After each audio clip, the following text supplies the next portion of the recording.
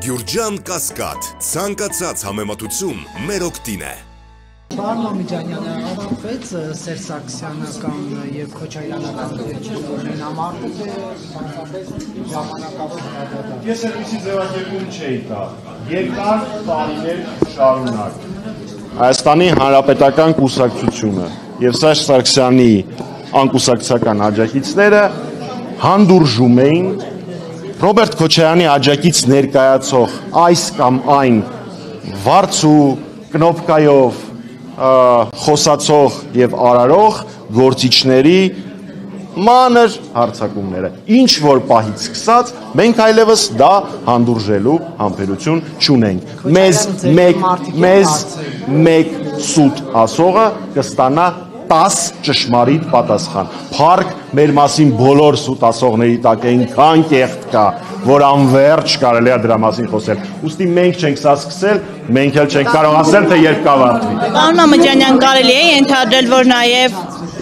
լսել եմ նորմալ էի հարցը։ Հետաքրքիր է, դուք չեք ասում, որ ձեր դեմ ապատեղեկատվություն կամ կեղծիք եք ասում։ Նոր ասացի։ Դուք ասում եք մեր դեմ բան ասողին, մենք 10 Ուշադիր չէիք լսում, պարոն Կերեսյան։ Մեր մասին մեկ սուտ ասողին մենք 10 ճշմարտություն կասենք։ Նորմալ է դա թե ոչ, դա ահավոր է, բայց թող մտածեն դրա մասին նրանք, ովքեր դա սանձազերծ են։ Պարոն Ամիջանյան, մարդկանց էր վարձել, ասում եք վարձում, Պարոն Գերակոսյան, ես ինչքան ժամանակ մենք իրար հետ աշխատում ենք, ես եթե ինչ-որ մի բան ուզում եմ ասել, ասում եմ այնքան է, ինչքան ուզում եմ ասել։ Հստակեցնել, որովհետև Ես արդեն պատասխանել եմ, պարոն որ Քոչարյանը Արդեն պատասխանել եմ։ Պարոն Ամիջանյան, մի հարց է, նոր քիչ առաջ Սիմոնյանը ասում էր, որ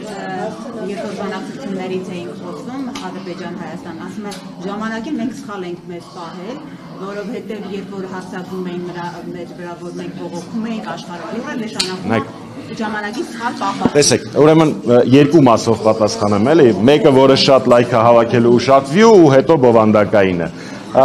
Երևի պարոն Սիմոնյանը ճիշտ է։ Մենք ժամանակին սխալ էինք անում։ Երբ որ Հայաստանի Հանրապետության զինված ուժերում եւ Արցախի պաշտպանության բանակում գործում էր 1-ին 10 պատասխանելու սկզբունքը, որը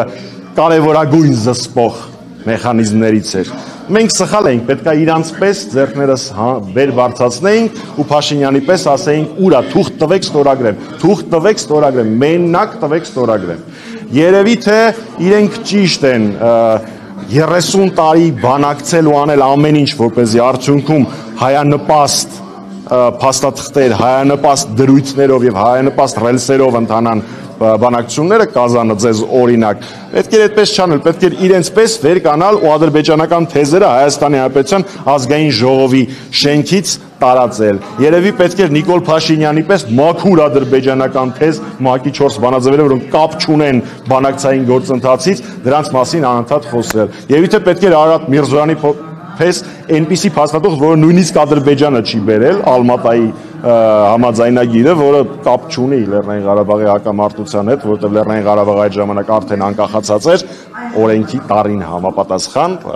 Խորհրդային Միության սահմանադրության, երևի պետք է իրանց նման, իրանց պատկերացամբ վերեինք, ասեինք, տեսեք, այստեղ փաստաթուղթ կա, որը Ադրբեջանի շահերից է բխում։ Իսկ ինչ վերաբերում է միջազգային հանրությունը ինչ արձագանք էր տալի, ես ուզում եմ հիշեցնել իրենց ապրիլյան քառօրյա պատերազմը, որի ժամանակ Մինսկի խումբը, ոչ թե համանախագահները, Մինսկի խումբը, որի անդամ է հանդիսանում նաև Թուրքիան, հստակորեն ասել էին, որ անընդունելի է ագրեսիան Ադրբեջանի կողմից,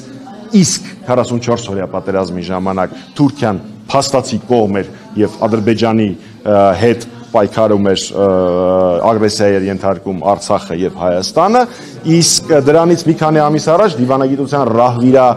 Լիլիթ Մակունցը ասում էր, որ Թուրքիան հաստատ չի ներգրավվելու որևէ կոնֆլիկտի մեջ կամ միջազգային հանրության այլ արձագանքներից։ Մենք կնքում էինք Եվրոպայի հետ ՍԵՊԱ, որում հստակ նշվում էր 3 հիմնարար սկզբունքները, այդ թվում նաև ազգերի ինքնորոշման իրավունքը։ Իսկ իրանք եվրոպացիքին փորձում են խաբել փուչ մի օրինագծով, որը իրենից մեկ նախադասություն է ներկայացնում եւ նույնիսկ ազգային ժողովի իրավական տեխնիկայի համար պատասխանատու վարչությունը ասում է, որ սա օրենք չի, սա ուղղակի չի կարելի ընդունել։ Այդ փաստաթղթից բացի վնասից որևէ բան լինել չի կարող եւ եւս մեկ անգամ ուզում եմ ընդգծել, որ մենք ենք հանդիսանում են քաղաքական ուժը, որը ժամանակին ՍԵՊԱ-ի բանակցություններն է տարել եւ հաջողությամբ կնքել, հենց այդ նույն ՍԵՊԱ-ն է հիմա հանդիսանում Հայաստանի եւ ԵՄ-ի միջև հարաբերությունները կարգավորող կարևորագույն փաստաթուղթը եւ 3 Պարույր Հովհաննիսյանը ԱԳՆ փոխնախարար ասում էր, որ իրանք ինչ-որ բան են բանակցում, որը առաջին անգամ անվտանգության մասին հիշատակում է ունենալու Հայաստանի եւ ԵՄ-ի միջեւ։ Ես դրա մասին երեք գրել եմ իմ Facebook-յան էջում։ Թող բացի նորից նայի ՍԵՊԱ-ն, այնտեղ առանձին գլուխ ու վերնագիր կա անվտանգություն։ Մի հատ ներքին իմաստով, այսինքն երկրի ներպետական անվտանգության հետ կապված, մի հատ էլ արտաքին անվտանգության հետ կապված, առանձին մասա, այնպես որ այդ աննախադեպության մոլուցքը ես այս իշխանությունների չեմ հասկանում։ Պատասխանատի բոլորին։ Շատ շնորհակալ եմ։